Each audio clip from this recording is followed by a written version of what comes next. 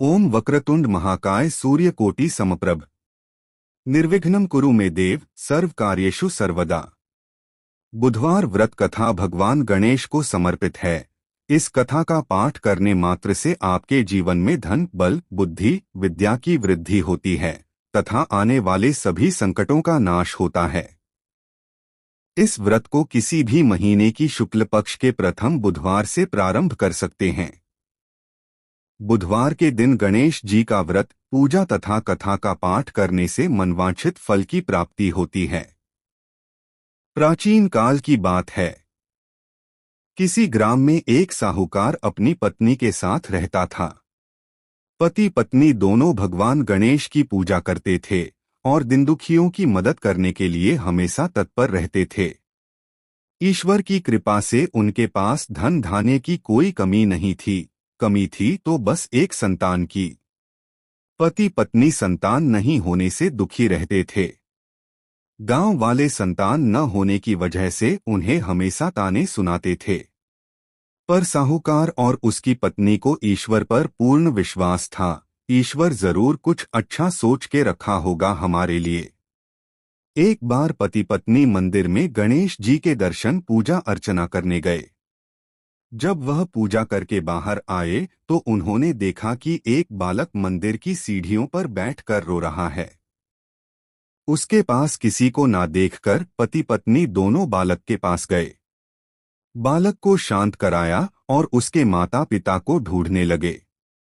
जब उस बालक के माता पिता पति पत्नी को नहीं मिले तो वो बच्चे को मंदिर के पुजारी के पास ले गए और उन्होंने पुजारी से बोला, ये बच्चा हमें रोते हुए मंदिर के बाहर मिला है, क्या आप इसके माता पिता को जानते हैं? पुजारी ने कहा, नहीं। अब पति पत्नी और पुजारी तीनों लोग बालक के माता पिता को ढूंढने लगे। काफी देर ढूंढने पर बच्चे के माता पिता नहीं मिले तो पुजारी ने साहूकार और उसकी पत्नी को बोला, आप इस बालक को अपने घर ले जाइए। अगर इसके माता पिता इसे ढूंढते हुए आए तो मैं उन्हें लेकर आपके घर आ जाऊंगा। साहूकार और पत्नी बच्चे को लेकर अपने घर चले गए। काफी समय बीत गया और बालक के असली माता पिता का कोई पता नहीं चला तो उन्होंने गांव के सरपंच से अनुमति लेकर बच्चे को गोद ले लिया और उस नन्हे से बालक का नाम गणेश रख दिया। कुछ दिन बाद गांव में एक पति पत्नी आए जो चोर थे। गांव में जाकर उन्हें पता चला कि गांव में सबसे ज्यादा धनी व्यक्ति साहूकार है जिसकी अपनी कोई संतान नहीं है। उन्होंने एक बच्चे को गोद लिया है जिसके माता पिता का कोई पता नहीं है। धोखेबाज पति पत्नी अब विचार करने लगे कि साहूकार को कैसे लूटा जाए।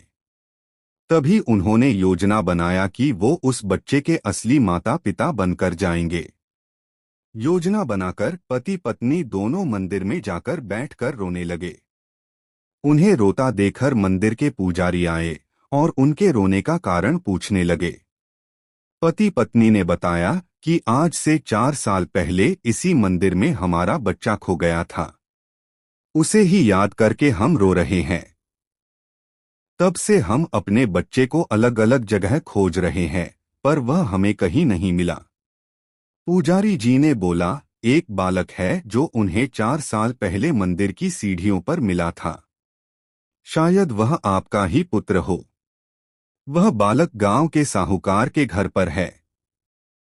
आप लोग मेरे साथ चलिए, मैं आपसे आपके पुत्र को मिलवाता हूँ।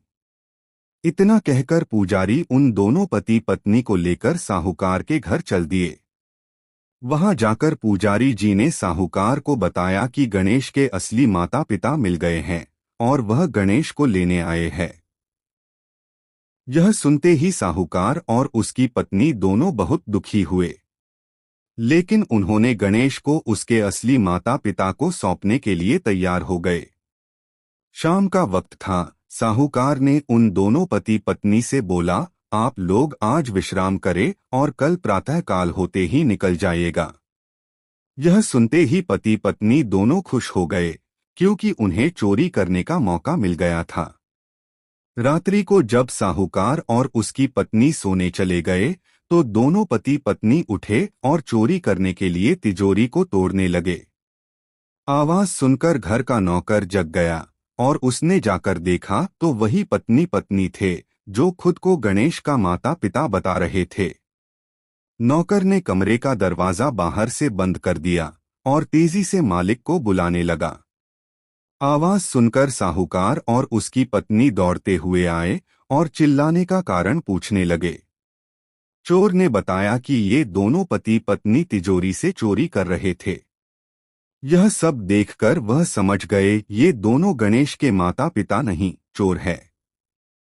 साहूकार ने गणेश को देने से मना कर दिया और बोले कि चले जाओ यहाँ से। पर उन दोनों धोखेबाज पति पत्नी ने निर्णय किया कि वो अब गणेश को अपने साथ ले जाकर रहेंगे। पति पत्नी दोनों गांव के सरपंच के पास गए और बोले, साहूकार उनके पुत्र को वापस नहीं दे रहा है। सरपंच ने साहूकार और उसकी पत्नी को गणेश को साथ लेकर सरपंच के सामने प्रस्तुत होने की सूचना भेजी। साहूकार अपनी पत्नी और गणेश को लेकर आ गए। तब सरपंच जी ने फैसला किया कि साहूकार की पत्नी तथा दूसरी औरत जो गणेश को अपना पुत्र बोल रही थी, उन्हें सूर्य देवता के सामने अपना आंचल फैला के खड़े हो जाना है। जिसके भी आंचल से गणेश के मुंह में दूध जाएगा, गणेश उनका पुत्र कहलाएगा। दोनों औरतों अपना आंचल सूर्य देवता के सामने फैला के खड़ी हो गई और प्रार्थना करने लगी। भगवान गणेश जी के आशीर्वाद से साहूकार की पत्नी के आंचल से दूध की धारा गणेश के मुंह में आ गई। यह देखकर साहूकार और उसकी पत्नी बहुत खुश हुए और सरपंच ने गणेश को साहूकार को सौंप दिया। वहां खड़े सभी लोग गणेश जी की जय जयकार करने लगे। दोस्तों, आपको वीडियो अच्छी लगी तो वीडियो को लाइक और चैनल को सब्सक्राइब कर ले। धन्यवाद।